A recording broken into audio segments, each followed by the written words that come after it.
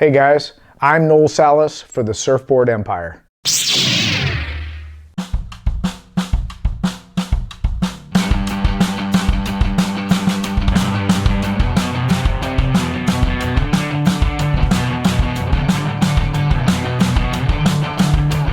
to be the lapdog, rally around the product, marching to the beat of all,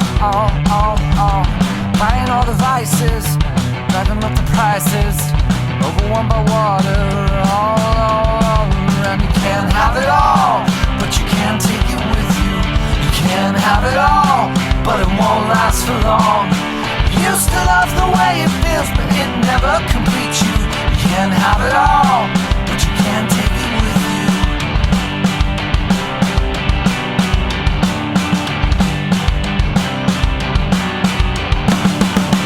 Used to run around town, thinking coming to our house doesn't fix the empty.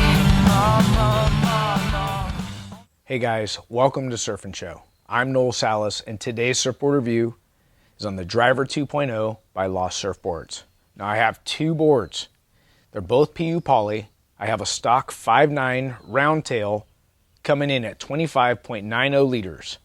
Then I made a custom 5.7 squash tail coming in at 25.45 liters. I'm 5'9" and 160 pounds. This is going to be fun. Sit back, get your favorite drink, enjoy the show. Now before we dive into this review, head over to the Lost website so you know exactly what the changes are from the 2.0 to the last driver they dropped in 2017 that I reviewed. I'm going to talk a little bit about the attributes as it pertains to the performance in the board in which I experienced, because I believe you're going to experience the same things. Now I'm also going to compare the 2.0 with the changes that were made and how they took something that was good back in 2017 that was a favorite of mine and made it better. Now, the first couple changes I want to talk about that they made is a little bit wider nose and a little bit lower entry rocker. I noticed this right off the bat because when we started shooting on both the 5.9 and the 5.7, we were in 2 to 3 foot, occasional 4 foot surf.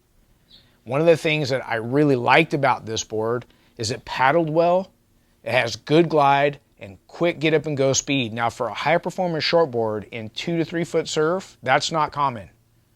I believe myself and a lot of people in our community don't like to ride high performance shortboards in 2 to 3 foot surf because we work so hard for speed. The Driver 2.0 with just those two changes really gave it that speed. And I remember the driver that I reviewed 3 years ago, I liked it best in 3 to 6 foot surf. I think the Driver 2.0 goes excellent in 2 to 6 foot surf. So we've taken the lower end range by lowering the entry rocker and giving it a little more surface area up in the nose, making it a better paddler. And the user friendliness to get up and get that speed is bar none the best I've had from any high performance shortboard that I've tested to date. That alone says the Driver 2.0 will be great for you guys that are looking for a more performance board in smaller surf with a better range. Now a couple other changes on the 2.0 that I experienced is more foam running down the middle of the board. So it has a dome deck. He's hiding the foam real well. It's not super pronounced to the eye, but with that more foam running down the middle and a little bit more width in the nose area, it added more stability under my front foot. And I really noticed it in 2 to 3 foot surf on both the round tail and squash tail. And this is what I'm talking about. When I'm going hillside to toe side turn with no hesitation from turn to turn, and every time I put the board on rail and it squirts with speed, that's the drive I'm looking for. And it's pretty unusual to get that out of a high performance shortboard for me in 2 to 3 foot surf. Now, when I transition from a hillside turn to a toe side turn, I shift my weight forward.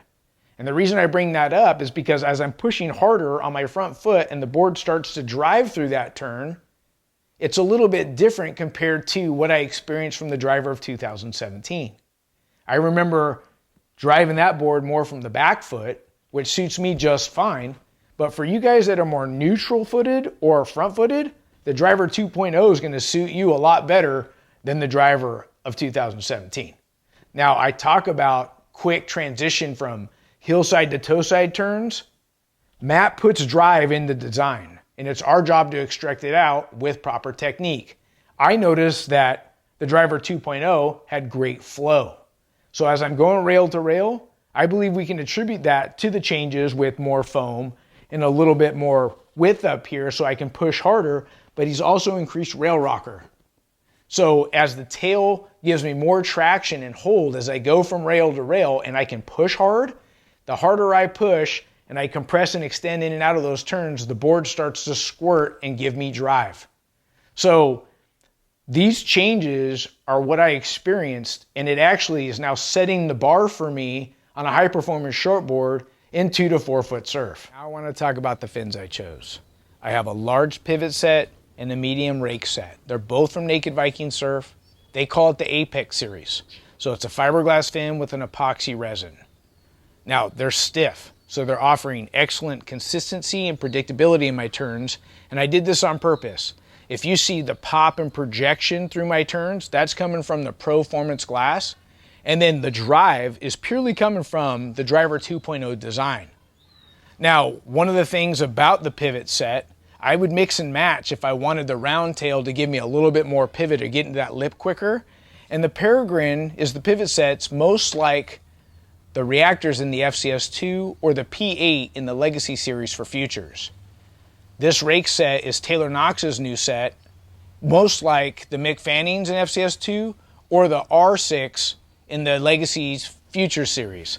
Now, one of the things I noticed is that when I got into bigger surf, it didn't matter which board I was riding, it's got quite a bit of single concave through the board, and I felt like it had a lot of lift, and I was disengaging the rails because I was going so fast. Now, I really believe that's happening mostly with the large fins because I'm only 160 pounds. Because when I put the medium rake set in, it really toned the board down. I had a bit more control, and it felt really good when the waves got overhead. Now, the next question you guys have been asking me, round tail or squash tail, which one did I like best? It's really not which one's better, it's that both have strengths in different areas. So the round tail is going to surf more round, right? So it's going to be a little more difficult to get it vertical. It's not that I won't do it, but the round tail is going to want to do rounder turns. The other thing I think you should consider is what wave range are you buying the Driver 2.0 in your quiver for? If you want to surf the Driver 2.0 in 4 to 6 foot plus, get it in the round tail because it's going to offer more hold. Remember, water adheres to curves. So when you put a round tail on this, you're going to get more drive through your turns with a round tail and more hold in bigger waves. Now the squash tail is going to pivot a little bit faster and offer a bit more release. So if you're buying it for that 2 to 6 foot plus, I would consider going with the squash tail because where I live, I'm riding 2 to 4 foot surf more often than I'm riding 6 foot plus. So I can pull it off with it as a squash tail. I'd rather have it more loose and free flowing in smaller waves so I can be a bit more creative on the wave face. But it's really about what you want it for. So let's look at some waves together. You can see it's a good paddler, but watch the quick get up and go speed. One pump, come off the bottom. Nice little spray right there. Now this is the 5.7. You can see from top to bottom, no hesitation from turn to turn. This is the 5.9 round tail. Just setting the wave up. Nice little down carve to top turn. Watch this wrap. You see how the 5.9 fitting inside the little transitions real quick? And it's squirting with speed with good flow.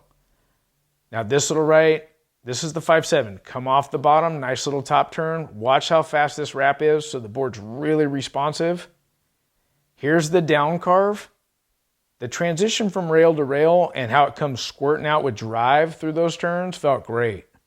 Now this last wave, first turn's good, but I couldn't see right there. Come off the bottom, hit that top turn with more speed, able to finish it strong.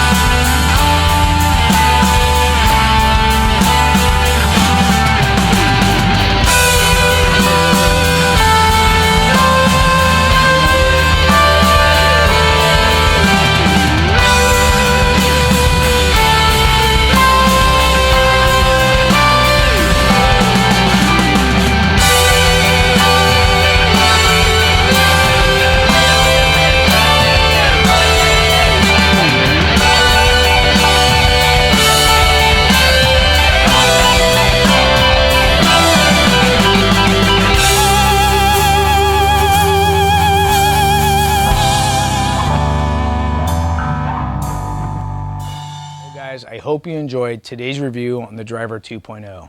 This is a favorite for 2020, and if you're looking for a high-performance shortboard, this better be on your radar. Look, if you like the show, subscribe. You can also find us at surfandshow.com, and if you like the content, give us a thumbs up. Special shout-out thanks to Matt Biolas for sending these boards down for review. Until next time, we'll see you in the water. Bye-bye.